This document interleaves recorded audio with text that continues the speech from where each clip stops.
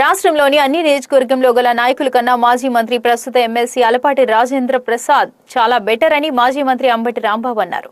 డిఎస్సీపై చర్చించేందుకు వైసీపీ నాయకులు ఎవరైనా చర్చకు రావాలని అలపాటి రాజేంద్ర ప్రసాద్ సెంటర్లో టెంట్ వేసుకుని కూర్చోవడం విడ్డూరంగా ఉందని అన్నారు. తనను ఆహ్వానించి మూకుమ్మడిగా దాడి చేయడానికో కోడిగుడ్లు విసిరడానికో ఏదో ఒక సాకుతో పోలీసులు తమపై అక్రమ కేసులు బనాయించడానికి ఆహ్వానించారని ఆరోపించారు.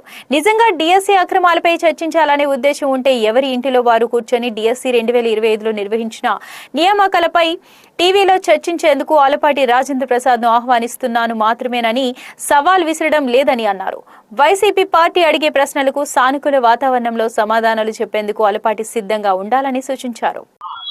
అదేంటంటే ఈరోజు ఉదయం లాడ్జ్ సెంటర్ లో గౌరవనీయులు మాజీ మంత్రివర్యులు ప్రస్తుతం ఎమ్మెల్సీ గారు ఆలపాటి రాజేంద్ర ప్రసాద్ గారు చైర్ వేసి కూర్చున్నారు. కూర్చుని ఒక సవాల్ విసిరారు. చర్చకు రండి, ఎవరైనా వచ్చి నాతో పాటు కూర్చుని చర్చ చేయండి అని అన్నాడు. చాలా సంతోషం. నిజంగా ఆలపాటి రాజేంద్ర గారిని నేను అప్రిషియేట్ చేస్తున్నాను. ఎందుకు అప్రిషియేట్ చేస్తున్నానంటే బోండా ఉమ్మలాగా వచ్చి టెంట్ పీకుతాను అనలేదు, సంతోషం లేదు. ఆ బుద్ధ ఎంకనలాగా వచ్చి టెంట్ పీకేస్తా అని అరవలేదు. వాళ్ళిద్దరికన్నా నువ్వు బెటర్. అంతేకాదు, చిలకలూరుపేటలో రజనీ గారు చేస్తుంటే పోలీసులు పంపించి పీకించలేదు. వాళ్ళకన్నా నువ్వు బెటర్. పొన్నూరులో కూడా నరేంద్ర గారు అంబటి మురళీకృష్ణ చేస్తుంటే టెంట్ పీకేయలేదు. వాళ్ళకన్నా నువ్వు బెటర్. ఇట్లా రాష్ట్రంలో చాలా మంది కన్నా ఆలపాటి రాజేంద్ర ప్రసాద్ గారు మీరు బెటర్. మీకు మాత్రం ఈ సందర్భంగా అప్రిషియేట్ చేస్తున్నాను. కానీ ఒక్క విషయం చెప్పదలుచుకున్నా, మీరు సడన్ గా వచ్చి కూర్చుంటే ఎలా రాగలుగుతాం? మేము రాలేం కదా. ఒకటి. రెండో విషయం, మీరు అక్కడ కూర్చున్నారు అనుకోండి, కాసేపు రండి రండి అని సవాల్ చేశారు. ముందు రోజు నేను చూడాల, పొద్దున చూశా. నేను వెళ్ళాను అనుకోండి, ఏం జరిగిద్ది? చర్చ జరిగిద్దా? రచ్చ జరిగిద్ది. అవునా? ఆ రచ్చగా మీరు తీశారేమోనని నాకు అనుమానంగా ఉంది. అందుకని రారా. పొద్దున చాలా మంది మీడియా వాళ్ళు ఏమండి ఆయన సవాల్ చేస్తున్నాడు, మీరు వస్తారా చర్చకి అంటే, అది చర్చ కాదయ్యా, రచ్చ చేయడానికి కూర్చున్నారు. అక్కడ పక్కన వెనక చాలా మంది కుర్రోళ్ళు ఉన్నారు. నేను వెళ్ళాను అనుకో, డౌన్ డౌన్ అనో మరొకటనో అంటారు. అక్కడికి ఆరోగ్యకరమైన చర్చ కాదది. నేను ఆలపాటి రాజేంద్ర ప్రసాద్ గారు చాలా సీనియర్ నాయకుడు, కొద్దిగా సంస్కారం ఉన్నవాడు, ఇప్పుడు అంటోడు కాదు, నేను ఒప్పుకుంటా. నేను అడుగుతా ఉన్నా, నిజంగా మీకు చిత్తశుద్ధి ఉండి చర్చ జరపాలనుకుంటే ఇది కాదు మార్గం. నేను ఒక మార్గాన్ని చెప్తా. ఆ మార్గానికి మీరు సిద్ధమో కాదో చెప్పండి. అదేంటంటే, నేను మా ఇంటికాడ కూర్చుంటా, మీరు మీ ఇంటికాడ కూర్చోండి. మీకు ఇష్టం వచ్చిన ఛానల్, ఈ రాష్ట్రంలో మీకు ఇష్టం వచ్చిన ఛానల్ అంటే ఏబిఎన్, TV5 కాదు, పచ్చయి కాదు, న్యూట్రల్ గా ఉండే ఛానల్ ని పిలవండి. వాళ్ళు కెమెరా ఇక్కడ పెట్టుకుంటారు. మీ ఇంటికాడ మీ కెమెరా పెట్టుకోండి. రాష్ట్రంలో ఉన్న ప్రజలందరూ లైవ్ చూస్తుంటారు. మనం చర్చించుకుందాం సావధానంగా, ఆరోగ్యకరంగా. ఇందాక మా సుధాకర్ బాబు అడిగాడు కదా, 5 ప్రశ్నలు. మీకు చర్చకు రాకపోతే 5 ప్రశ్నలకు సమాధానం చెప్పండి. సుధాకర్ బాబు చెప్పిందే ఇంకొక విషయాన్ని నేను చెప్తా. అదేంటంటే స్పోర్ట్స్ కోట. ఆయన చెప్పింది ఇంకొద్దిగా వివరంగా చెప్తా. స్పోర్ట్స్ కోట అంతకు ముందు ఎంత ఉందంటే, లోకేష్ గారు మంత్రి అయ్యే సమయానికి 2% ఉంది. దాన్ని 0 ఇచ్చాడు. 4 1 47 1 అంతేనా, 4 and 47 ఇచ్చి దానిలో ఏం చేశారంటే, స్పోర్ట్స్ కోట ఇక నుంచి 3% ఉంటుంది అన్నాడు. అంటే అంతకు ముందు 2%, 3%, అంటే 421 పోస్ట్ కోట వచ్చింది.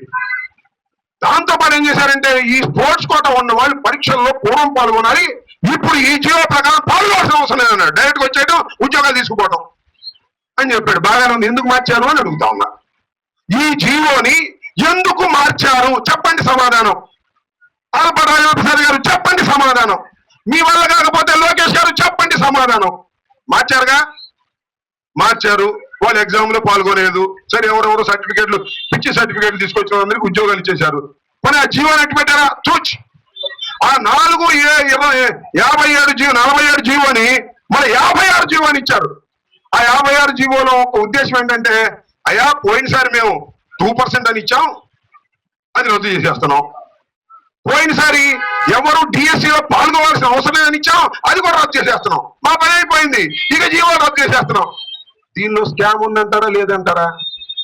రాజేంద్ర ప్రసాద్ గారు, మీరు కూడా ఎడ్యుకేషన్ మినిస్టర్ చేశారు, of course technical education minister, అందరూ మర్చిపోయినా కూడా అది వేరే విషయం. దీనిలో స్కామ్ లేకపోతే ఎందుకు చేశారు అనే ప్రశ్నకు సమాధానం చెప్పగలరా? చెప్పలేరు. మీరేదో సడన్ గా వచ్చేసి నటువంటి మీద కూర్చుని నేను చర్చకు సవాలు అంటే, మేము వెళ్తే పోలీసులతో మమ్మల్ని కొట్టించి మా మీద గట్లేంచి, లేకపోతే మా మీద కోడిగుడ్లేంచి, రాంబాబు మీద కోడిగుడ్లు వేశారు, జనం తిరగబడ్డారు అని చెప్పటం, లేకపోతే చర్చకు నేను అంబేద్కర్ బొమ్మ దగ్గరికి వెళ్తే తోక ముడిచి పారిపోయారని చెప్పడం కన్నా, నేను చెప్పాక ఇందాక నీకు ఇష్టమైన ఛానల్, మీ ఇంటిగా నువ్వు కూర్చో, మా ఇంటిగా నేను కూర్చుంటాను, ఎవరింటిగా వాళ్ళు కూర్చొని అందరూ చూస్తుంటారు. కమాన్, ఇది ఛాలెంజ్ కాదు, ఆహ్వానం. ఇది ఛాలెంజ్ కాదు, ఆహ్వానం. రాజేంద్ర ప్రసాద్ గారు, మీరు దీనికి ఒప్పుకోకపోతే ఏమనుకోవాలంటే, రేపో పాపం మంత్రివర్గం ఇస్తుంటుంది కదా, దానికోసం వేసిన స్టంట్ ఏమో అనుకోవాలి, అంతేగా. దానికోసం వేసిన స్టంట్ కోసం సవాల్ విసిరి అంబేద్కర్ స్టాచ్యూ దగ్గర లోకేష్ నీకోసం తొడగొట్టాను, నీకోసం సవాల్ చేశాను, నాకేమన్నా మంత్రి పదవి ఇస్తావా అని బేరానికి పెట్టావేమో అని అనుకోవాల్సి ఉంటుంది. మేము తప్పనైతే నాకు తెలియదు, తప్పైతే క్షమించాయా. కాబట్టి ఇవాళ నేను చెప్పినటువంటి ఆహ్వానానికి మీరు సిద్ధమవ్వాలి, ఒకటి. లేదు, ఈ 5 ప్రశ్నలకి సమాధానం చెప్పండి, 2. మూడోది, ఛానల్ పేరు నువ్వు చెప్పు, నేను రెడీ. ఛానల్ పైన పచ్చ ఛానల్ కాదు, గుర్తుంది కదా. 1, నా ఆహ్వానం చర్చకి ఎవరింటికాడ వాళ్ళు కూర్చునే ఆహ్వానం తప్ప నడి బజారులో కొట్టుకునే ఆహ్వానం కాదు, సవాలు కూడా అంతకంటే కాదు. దీనికి బాలు నీ కోట్లో వేశా. రాజేంద్ర ప్రసాద్ గారు, నువ్వు కూడా నాలాంటి, నా వయసే, నువ్వు యూత్ కాంగ్రెస్ ప్రెసిడెంట్, నువ్వు తెలుగు యువత చేశావు, నేను జిల్లా యూత్ కాంగ్రెస్ ప్రెసిడెంట్ చేశా. నువ్వు మంత్రి చేశావు, నేను మంత్రి చేశా. నువ్వు కాస్త సంస్కారవంతుడు అని కూడా నేను నమ్ముతున్నా, ఎందుకంటే టెంట్లు పీకడానికి రాలేదు కాబట్టి